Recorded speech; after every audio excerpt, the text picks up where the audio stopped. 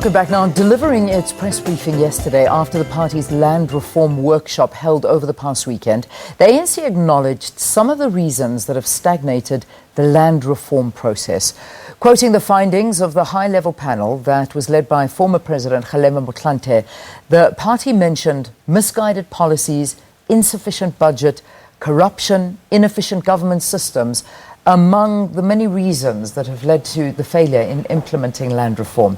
Let's take the conversation further. Joining us now, we have ANC NEC member Ronald Lamola to talk to us about some of the outcomes and findings. Good to see you. Thanks very much for coming into studio. Good to see you too, and thanks to the viewers at home. So the gathering basically suggested that the expropriation bill must be passed with clearer clauses that suggest how to actually go about it. So let's get to the basics. What was wrong with the ones that have been passed before and returned to Parliament? Yeah, maybe to start with is that the ANC's approach to the constitutionalism is that it has been always the architecture and a key player in creating the current constitution.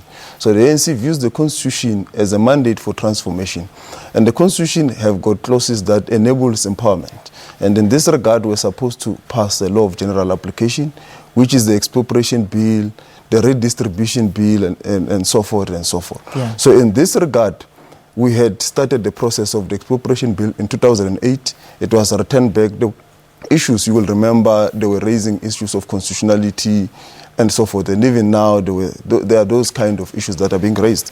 So we are saying we need to look at the modalities and putting clear clauses into the expropriation bill and proceed to enact it.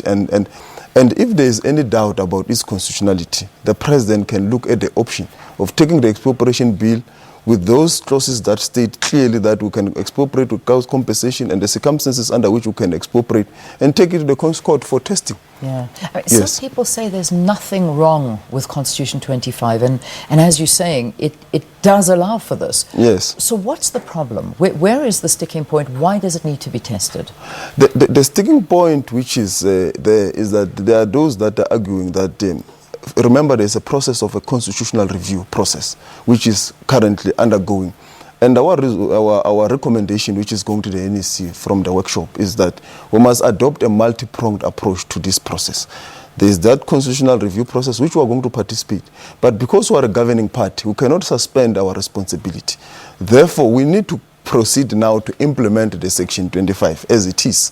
We are saying it must be implemented. Those that have got expropriating powers, there are about 7 departments and various provincial governments and local municipalities. They have got expropriating powers which they can use as we are speaking now.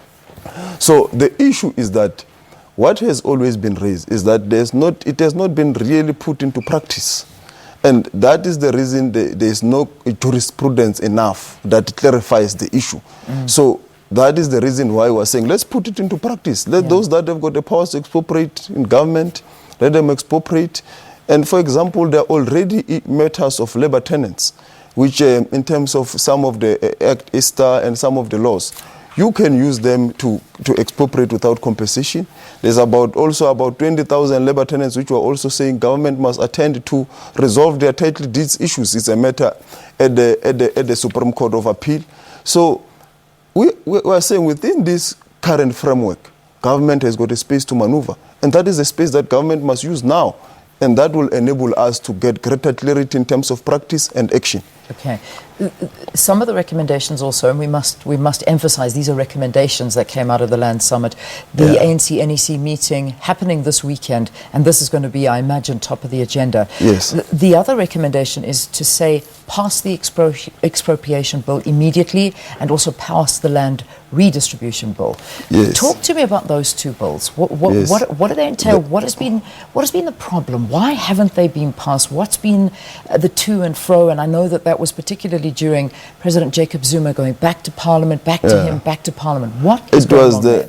It was the threat of that it is unconstitutional. So that's why we're saying, if that is still the threat, let's take it to the Court. Let the Court clarify.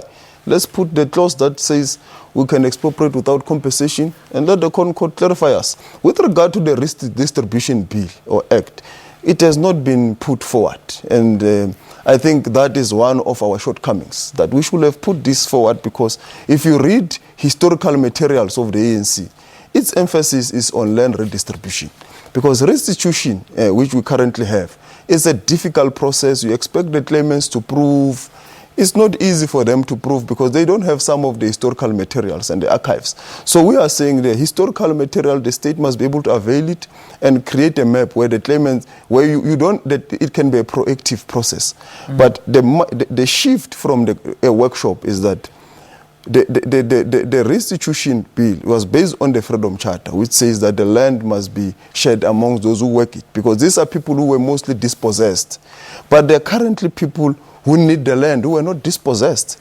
How do you give them, how do you attend to that challenge, particularly urban land and some of the commercial agricultural land in the country? Yeah. So that's the reason why we need a redistribution focus, and that's why the conference is now saying, let's also say the land must be shared among those who have worked it, but it must also be shared among those who need it, and that will be covered by the redistribution bill. One of the big issues also to come out of this, and I'm sure viewers can write through their experiences and talk about this. Former President Kgalema Mothlanthe, he of course is leading the panel and the findings that have looked into the land redistribution process. Yes. He's pointed his finger very much to traditional leaders as well. It was, the reaction to that was quite harsh, and he labelled them tin pot dictators. Basically saying that they should not be the ones controlling the redistribution of land. Now, this is what you're saying, and this is a big problem when it comes to leasing land to the detriment of people that rightfully own this land. Talk to us about the role going forward of traditional leaders. Our approach in that regard, the workshops discussion and recommendation is that people in rural areas need to have security of tenure. Because the current state is that they are almost like perpetual tenants of the state, administered through the process of Communal Right Land Act, where the traditional leaders and some communal property associations play a role to allocate the land. And they do not have security of tenure because they've got something called permission to occupy. So in terms of our discussion, one of the discussions that are happening is to say, how do we then give to rural people in particular a security of tenure?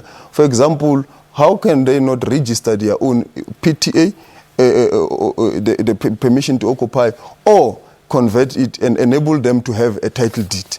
So that is a discussion. There are pros and cons in that kind of a discussion, because there are those who are saying, but if you give this title deed, we might end up having those who have got the means, like now, buying most of the rural areas. You will also then take away again the land from the African majority in the rural areas, because it is clear that the land now is a kind of a commodity that has only went to those that have got the means and those that have benefited under apartheid.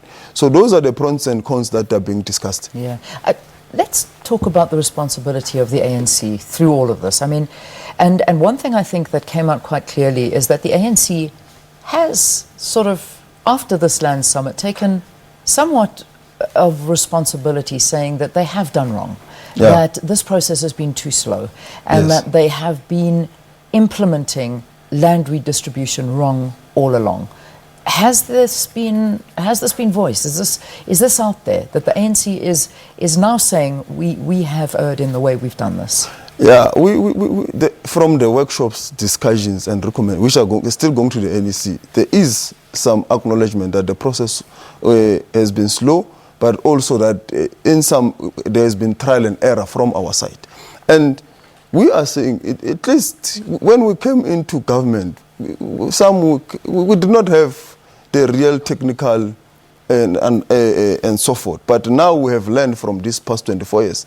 So ourselves as a younger generation and the current ones, we can learn from that experience and use it to deal with these issues that we now have and attend to it as a matter of urgency. And that's the reason why the outcome of the workshop and what is then recommended to the NEC is that the NEC must call to action government departments and everyone who has got the expropriating powers and those that deal with issues of restitution. For example, one of the key issues that when you look at it is the issue of the willing buyer, willing seller.